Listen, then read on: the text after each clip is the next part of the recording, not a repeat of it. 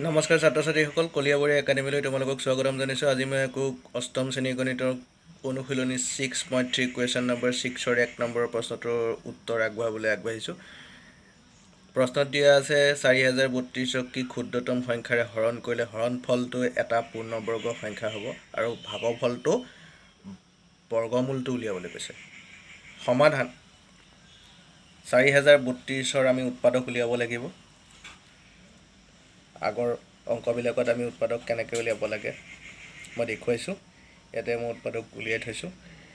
এই উৎপাদকখিনি আমি ইয়াতে পাতিছোঁ। এতিয়া পাতি ল'লে আমি দেখিলোঁ ইয়াত 2 যোৰা হৈ আছে, এইটো 2 যোৰা, এইটো 2 যোৰা হৈ আছে, 3 যোৰা হৈ আছে, 7টো অকলে আছে। তাৰমানে আমি এটা কথা ইয়াৰ পৰা স্পষ্ট হ'ব পাৰোঁ যে এই 7টোৱে অকলে থকা 7টোৱে যদি 4032ক হৰণ কৰোঁ তেনেহ'লে এই সংখ্যাকেইটা পূৰণফলটো পাম। এই আটাইকেইটা সংখ্যা পূৰণ কৰি দিলে যিটো হ'ব সেইটো উত্তৰ পাম। কি কৰিলে উত্তৰ পাম?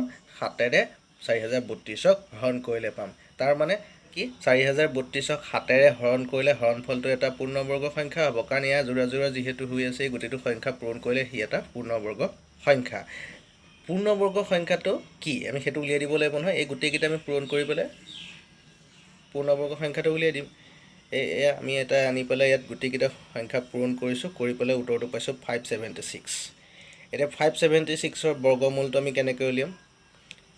ইয়াতে ইয়াৰ উৎপাদকখিনি এইখিনি ইয়াত উলিয়াই থোৱাই আছে। 576ৰ উৎপাদক এতিয়া ইয়াৰ পৰা 2 দুটাৰ পৰা যোৰা 2 দুটাৰ পৰা এটা 2, তাৰ পিছৰ দুটা 2ৰ পৰা এটা 2, তাৰ পিছৰ দুটা 2 এটা 2, 3 দুটাৰ পৰা এটা 3 আহিল।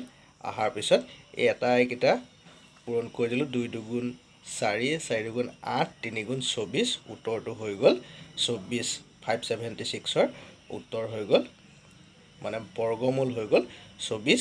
আশা কৰোঁ তোমালোকে মোৰ ভিডিঅ'টো ভাল পাইছা। যদি ভাল পাইছা লাইক কৰিবা, কমেণ্ট কৰিবা, শ্বেয়াৰ কৰিবা, ছাবস্ক্ৰাইব কৰি বেল আইকনটো অল কৰি দিবলৈ নাপাহৰিবা। ধন্যবাদ।